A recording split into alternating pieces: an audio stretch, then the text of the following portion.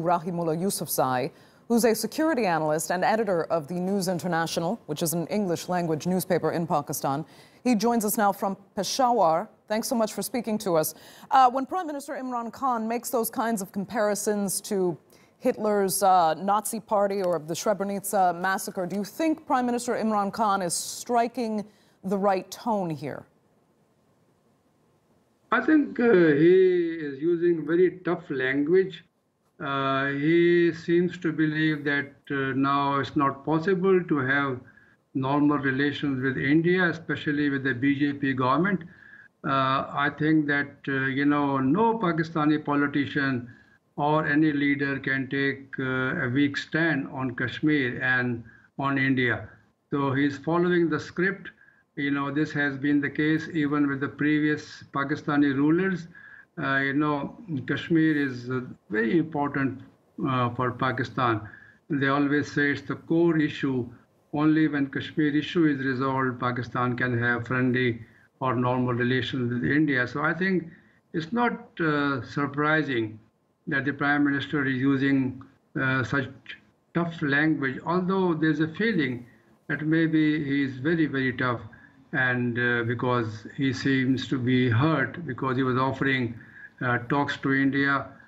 He was, initially very, forward-looking, but now I think those hopes have been quashed. Okay. How important do you think it is, though, for Pakistan's cause to have what seems to be China's backing here, with China calling for this UN Security Council meeting? Do you believe it really does show Chinese support for Pakistan on this issue, or is it just kind of diplomatic strategy in order to keep relations strong with Pakistan, but still manage its relationship with India? I think even before this Chinese support in the UN Security Council, China had issued very strong statements condemning the Indian action and supporting Pakistan's stand. So it's not surprising. Pakistan desperately needed some support in the 5-member UN Security Council. So that support has now come.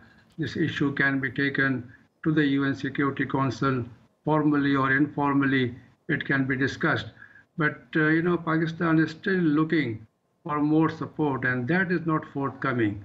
So that, is something of a disappointment. Also, international support for Pakistan's position has not been very vocal or very widespread. So that is another concern.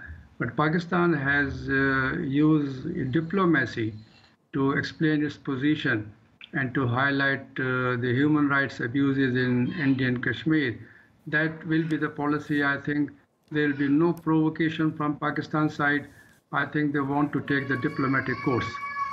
Okay. I mean, any action, though, taken by the international community will take time, if it's taken at all.